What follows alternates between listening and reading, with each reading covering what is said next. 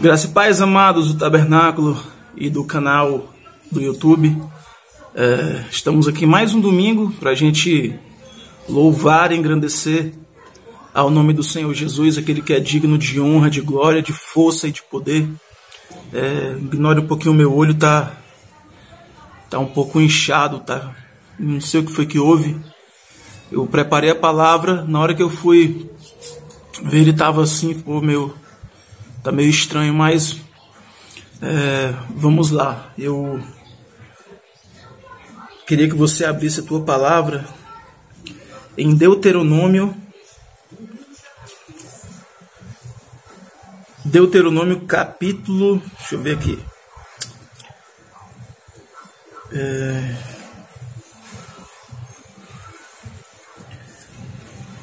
Deuteronômio capítulo 30, versículo 16. Abra aí a sua palavra.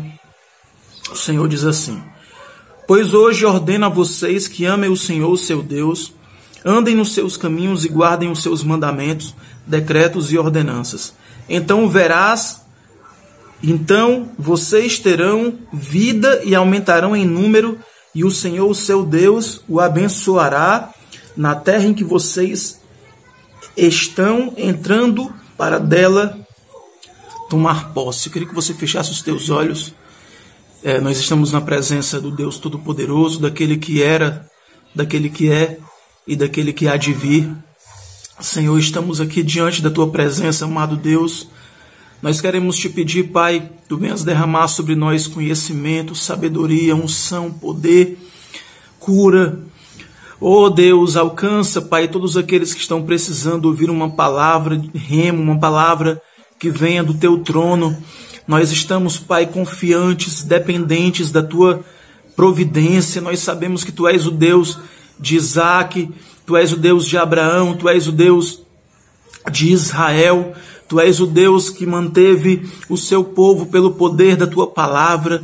Tu és o Deus que criou todas as coisas. Tu és o Deus que criou os céus e terra, o universo, os anjos. Toda a criação foi criada pela tua poderosa palavra. Então, Deus, libera uma palavra de poder sobre a nossa vida nessa tarde, nesse dia, nessa noite.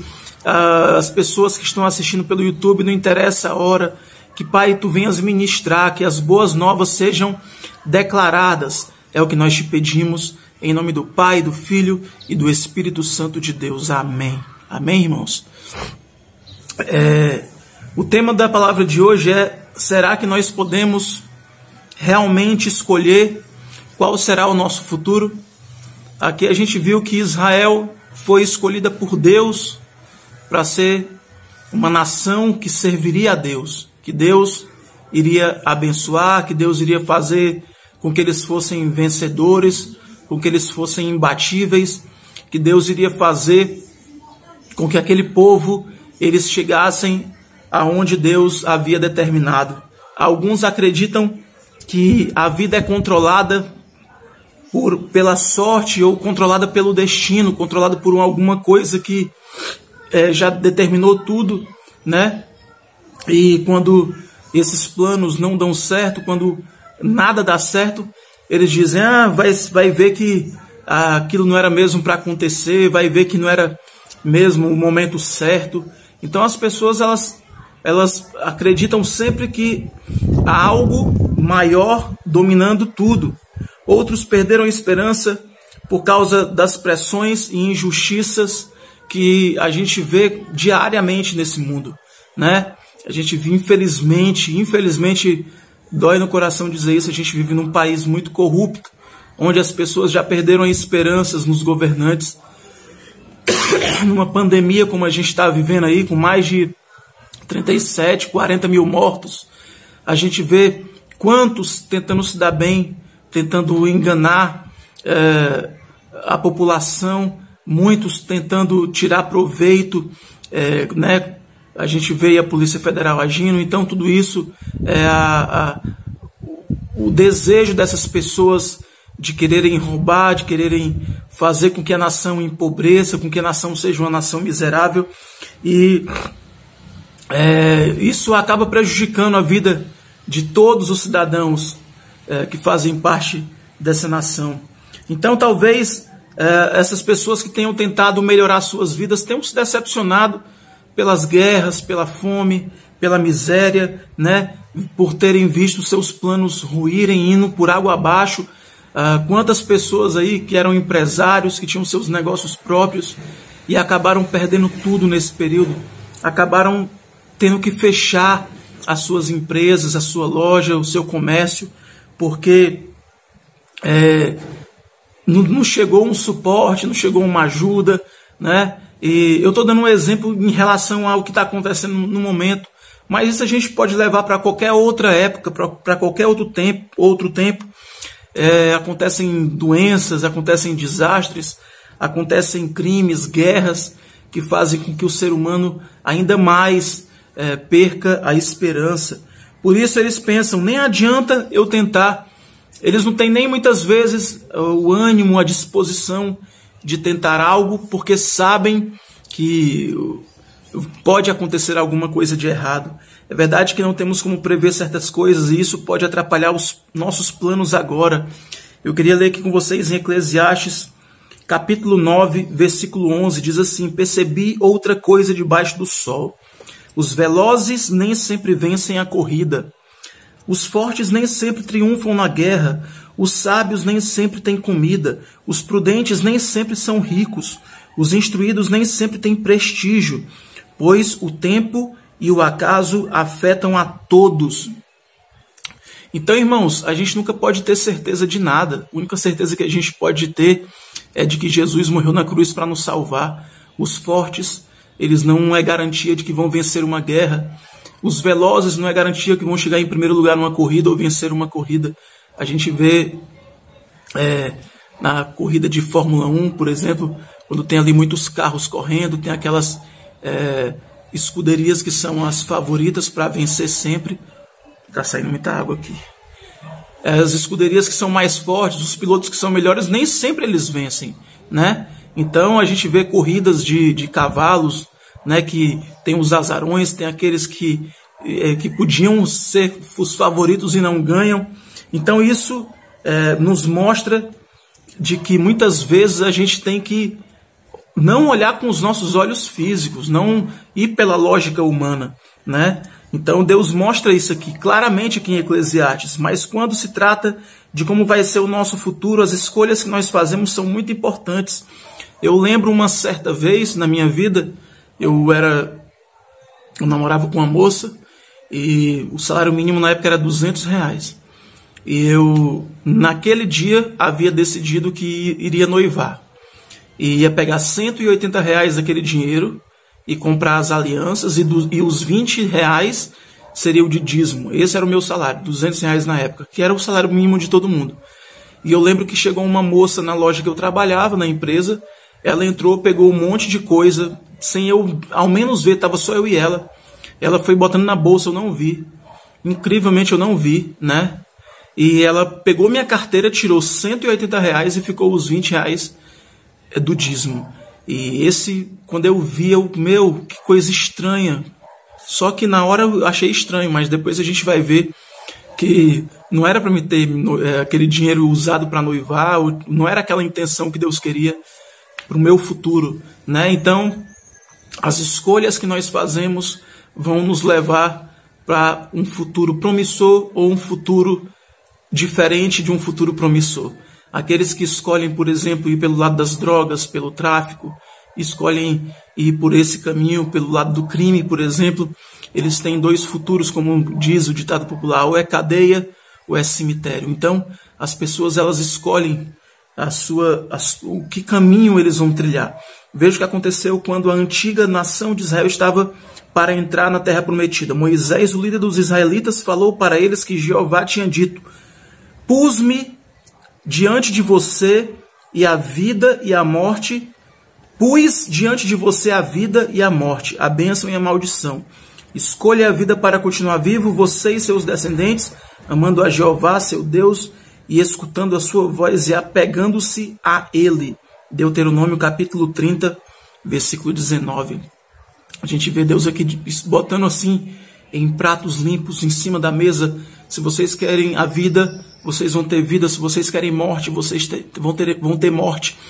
Deus colocou bem claro aí para que as pessoas pudessem escolher. Eu envio Jesus, porque Ele enviou o único Filho amado, para que todo aquele que nele crê não pereça, mas tenha vida eterna, para que todos aqueles que acreditassem, que abrissem seu coração, que acreditassem que Jesus é o caminho para levar a vida eterna, esses teriam uma vida. E aqueles que não quisessem, esses teriam uma morte. Então Deus, Ele deixa sempre muito bem claro, irmãos, sem confusão, sem nos enganar. Ele deixa sempre bem claro. Como Ele falou aqui, ó, pus diante de você a vida e a morte, a bênção e a maldição. E Ele ainda diz, Ele ainda destaca: escolha a vida, faça a escolha da vida e não da morte. Deus liberta os israelitas da escravidão do Egito e deu a eles a oportunidade de viver livres e felizes na terra prometida. Deus, além de dar as opções, Deus mostrou o caminho, levou aquele povo a uma conquista que seria assim inimaginável, de escravos, de ali sujeitos à autoridade de Faraó, daquela nação. Eles passariam a ser livres, passariam a ser um povo que dependeria somente de Deus. Mas para receberem essa vida, eles precisariam fazer algo, eles tinham que escolher algo. O que era? Escolher a vida. Era escolher a vida.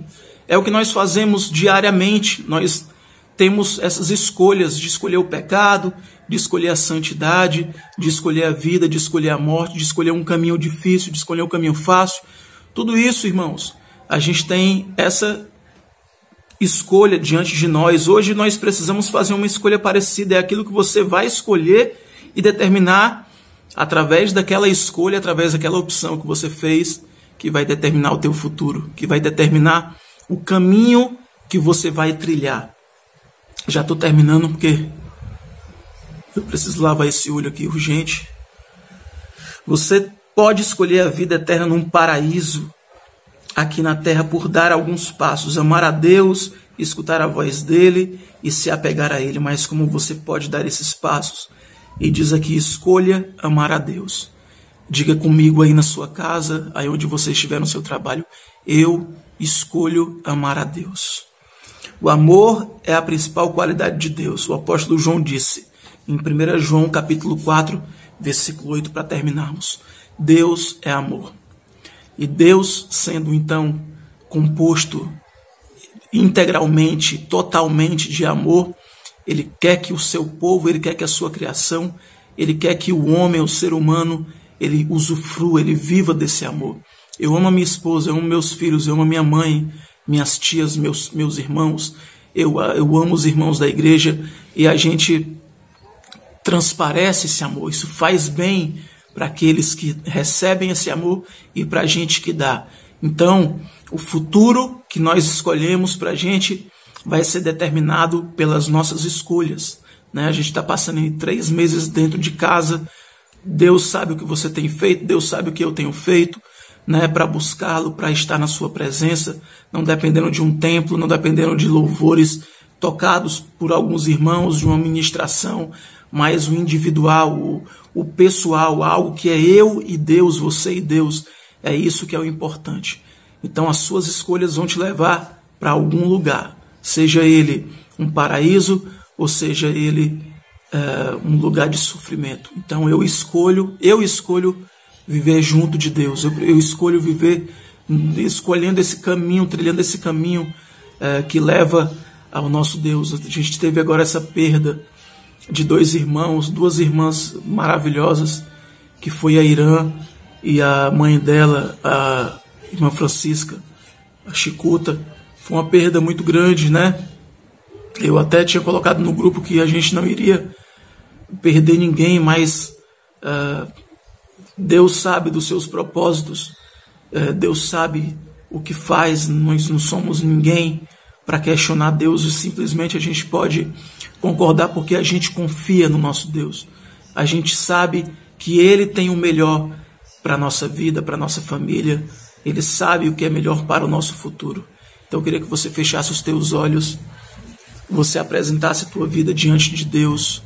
Senhor, eu te agradeço, Pai, por esses momentos na tua presença, esses momentos de aprendizado, esses momentos que tu ministrou, Pai, ao nosso coração. Sabemos, Senhor, que Tu queres que nós tenhamos um futuro promissor, um futuro na Tua presença. Nós sabemos, Deus, que Tu estás aqui nesse lugar.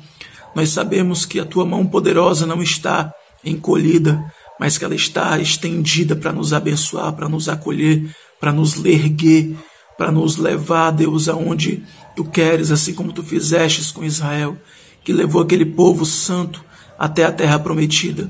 Nós sabemos, Deus, que Tu tens propósitos, que Tu tens planos, e nós acreditamos nesses planos. Por isso, Pai, nós continuamos confiando.